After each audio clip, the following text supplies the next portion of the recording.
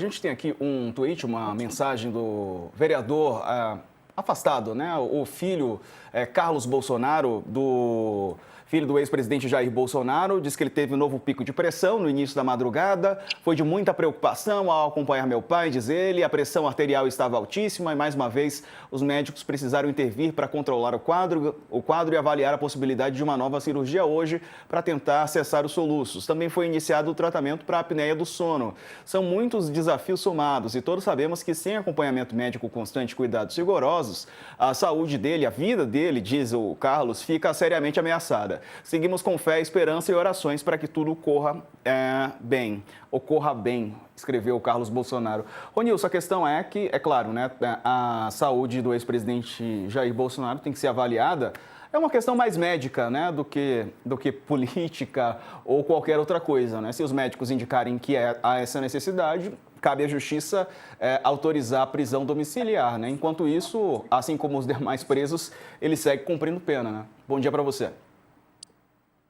Bom dia, Diego. Bom dia, Carla. Bom, a Carla falou da verdadeira batalha jurídica, eu acrescentaria isso aí mesmo, uma batalha política que, inevitavelmente, acaba acontecendo. Eu acho que não tem muito questão muito objetiva, né?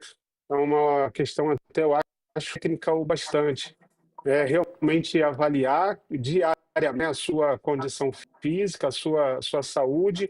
Eu acho que o ministro Alexandre de Moraes está correto em ter os profissionais de saúde que possam fazer essa perícia mais precisa e ter uma segunda opinião, né, em termos da avaliação de saúde. Acho que isso faz sentido.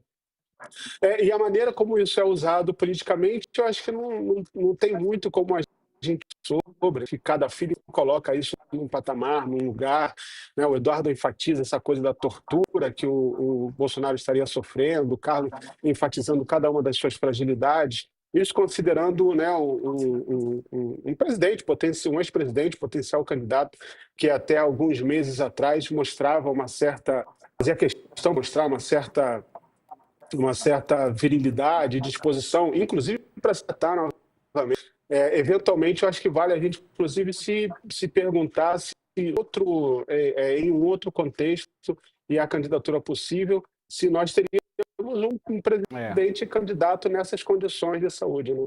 Verdade. Ronilson, a gente está com um probleminha na sua conexão, a gente vai reconectar para melhorar a qualidade, mas deu para entender aí o recado do Ronilson Pacheco. E é o seguinte, vou mudar a pauta. O senador Flávio Bolsonaro ouviu do pai que a candidatura presidencial dele, do Flávio, já deu certo. Ao se encontrar com o ex-presidente no dia 9 de dezembro, na prisão, em Brasília, Flávio também levou uma carta do irmão Eduardo, hoje nos Estados Unidos, afirmando apoiar a decisão. Bolsonaro disse para o filho que já deu certo, vamos para cima, palavras do Jair Bolsonaro. Bom, já deu certo a candidatura, como é que está isso, Carla? Houve uma forte reação no mercado, né? O pessoal queria o Tarcísio de Freitas, ainda quer o Tarcísio, a candidatura do Flávio está se consolidando, a gente pode dizer isso? Então, Diego, tá se consolidando porque o que acontecia? E muitos caciques políticos falavam, né? Precisa chegar e virar a página de 2025, chegando em 2026 com um nome. A questão é que o nome do Flávio não agrada a todos esses caciques do Centrão. E aí acabou criando ali alguns rachas na direita, enfraquecendo. E, na verdade, se a gente juntar a atuação dos filhos do ex-presidente, né, pensando no capital político que Jair Bolsonaro passa na eleição do ano que vem, né, já que ele está inelegível e cumprindo pena. Então, a gente tinha lá atrás, olha, o Bolsonaro é muito forte, os caciques políticos importantes, os importantes partidos políticos diziam, não, ninguém consegue chegar ao Planalto sem o apoio de Bolsonaro. O ano está chegando ao fim e esse apoio do Bolsonaro acabou sendo o apoio à família, ao sobrenome Bolsonaro.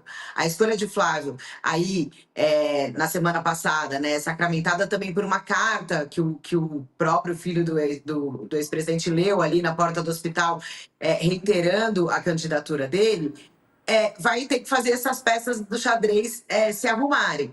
A questão é que a visão do peso desses filhos do Jair Bolsonaro, por exemplo, o governo, o que o governo, o entorno do presidente Lula, Então, o presidente Lula, ao longo do ano, foi falando aí que Eduardo Bolsonaro, tem uma coluna da Letícia Casado hoje mostrando aí que ele amplia esse racha na direita por todas as ações que ele fez ao longo do ano. E aí eu lembro que, se a gente for parar para pensar, ao longo de 2026, nesse segundo semestre, principalmente, 26 não, desculpa, 25, ao longo desse segundo semestre, no Palácio do Planalto, que se dizia que o Eduardo Bolsonaro estava sendo o maior cabo eleitoral de Lula. Né, por tudo que ele estava fazendo nos Estados Unidos, e aí depois veio o tarifaço, veio as sanções, mas que foram revertidas pelo governo, e o presidente Lula foi pontuando com isso. Então, assim, a candidatura do Flávio nessa virada do ano tá ali. Ela está posta, ela é a indicação do ex-presidente Jair Bolsonaro. Mas a direita ainda tem algumas peças para ajeitar e se arrumar. E aí, Diego, é aquela coisa, política é fotografia de momento, a gente tenta fugir de chavão, mas é difícil, né? Até outubro do ano que vem, muita coisa pode acontecer, há muita água para rolar aí debaixo da ponte, há sempre aquele fator do imponderável que pode acontecer e mexer nessas peças. Mas a candidatura do Flávio nesse momento é o nome apontado por Jair Bolsonaro, e era uma cobrança que os caciques políticos faziam ao ex-presidente. Precisamos virar um ano com um nome para ser trabalhado. Se todos esses caciques vão embarcar na candidatura de Flávio, ainda é cedo para dizer. Mas que o Flávio agora já vestiu essa camisa de candidato, aí eu acho que sim, acho que é com essa camisa que ele vira o ano e começa 2026 dizendo que é o candidato da direita para tentar enfrentar o presidente Lula em outubro. Pois é, a direita que não tem um diálogo, uma conversa, né, única. Em entrevista ao UOL, por exemplo, no fim do mês passado, o Eduardo Bolsonaro falou que estava se lixando se disserem que ele provoca a divisão no campo da direita. Também negou que o bolsonarismo esteja perdendo força. Tem feito vários ataques, né, ao governador de São Paulo, Tarcísio de Freitas, que ainda quer ser candidato. Ronilson, e aí, nessa disputa, parece que o Flávio vem se consolidando, ao contrário das expectativas, né? Muita gente, principalmente no mercado financeiro, queria o Tarcísio, né? Alguns empresários também, alguns setores importantes do país. Porém, o Flávio, a candidatura dele parece começar a ganhar musculatura, né? Contrariando algumas expectativas. Pois espero que a conexão agora fique melhor. E, de fato, né, havia muitas dúvidas com relação à candidatura do Flávio, assim que ele declarou a candidatura, muita crítica, muito controversa, muita resistência. Mas parece que o jogo virou um pouco depois que uma pesquisa da Quest mostrou que não era tão horrível assim, que ele não era tão desconhecido, que ele tinha alguma possibilidade, não vou falar chance, né? Chance talvez seja muito nesse momento, mas tinha uma certa proximidade ali para poder entrar no jogo e fazer algum jogo. Mas eu concordo com a Carla. Realmente o jogo ainda está muito indefinido, tem muita água para rolar até outubro, eu diria até março, né? Quando o Congresso voltar do seu recesso, o que nós vamos ter o papel do Congresso, do centrão do Congresso, a partir do Congresso, tem um papel fundamental aí nessa disputa. E o Flávio o grande lance é que o Eduardo ele quer resolver, né, o Eduardo aqui que entrou nessa jogada, o Eduardo ele está satisfeito com tudo que seja resolvido em família. Então, ou seria o pai, ou seria o irmão, ou seria ele, mas ele quer que tudo seja resolvido em família. E ele não vai fazer esse recuo, né? Acho que não tem nenhuma surpresa no sentido de que o Eduardo Bolsonaro tende a radicalizar, aprofundar as suas resistências e rachas, e agora dando uma espécie de bênção também para o irmão, para poder manter esse projeto em família, e o Flávio vai ter que construir esse jogo. Porque eu acho que nós vamos ter um jogo significativamente diferente entre o que fecha o ano agora e o que inicia um jogo para valer a partir do início do ano que vem. E o presidente dos Estados Unidos, o Donald Diego. Trump... Oi, Carla, diga lá. Não, é que eu só queria, desculpa, eu queria só complementar uma questão que eu acho importante, porque quando o Nilson falou, me veio uma questão sobre a família. Tem um ponto aí que pode desestabilizar essa questão, que é a relação da ex-primeira-dama Michele Bolsonaro, né?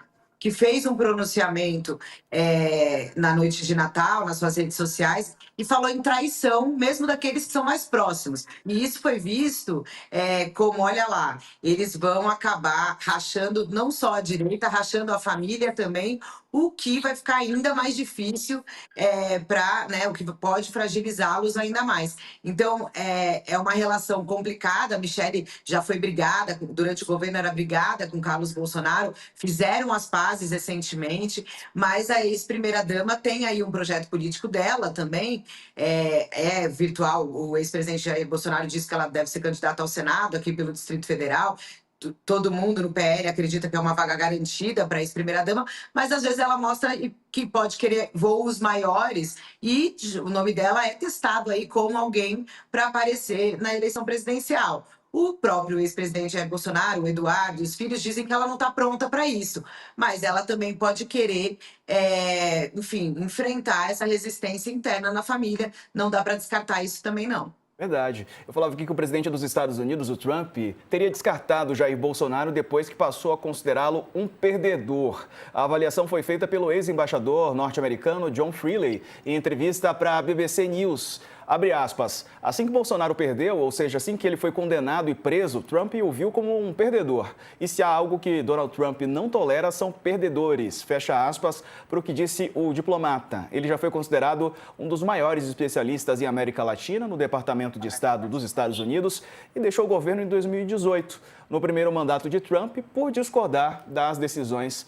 do republicano. E era algo que a gente já mencionava aqui nas análises também, né, Ronilson? Essa questão do Trump de gostar de tratar com o que ele considera vencedores, né? Até porque, enfim, é algo que ele enfim, ele não gosta de falar com perdedores, é algo que ele próprio já tem dito, né? Então, pessoas até que não são exatamente do mesmo campo ideológico, político que ele, mas desde que sejam pessoas que com uma história de vida vencedora, com uma história que ele considere vencedora, fica mais fácil o diálogo, né? A conversa. Isso é uma coisa que muitos analistas já diziam, né? Donald Trump não gosta de falar não gosta de perdedores, esse recorte.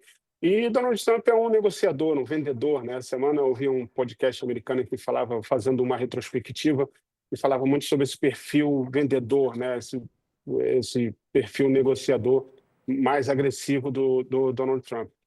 Então, eu acho que isso não era uma novidade. Eu acho que qualquer analista sério, né, em termos dos interesses dos Estados Unidos e de Trump em particular, dessa nova geopolítica internacional que o Donald Trump tem desenhado, que é muito diferente do seu primeiro mandato, olhando inclusive mais para a América Latina, mas usando ali uma chave, né, uma linguagem que é a linguagem do combate ao terrorismo, como parte da sua expansão internacional, incidência, interferência em países.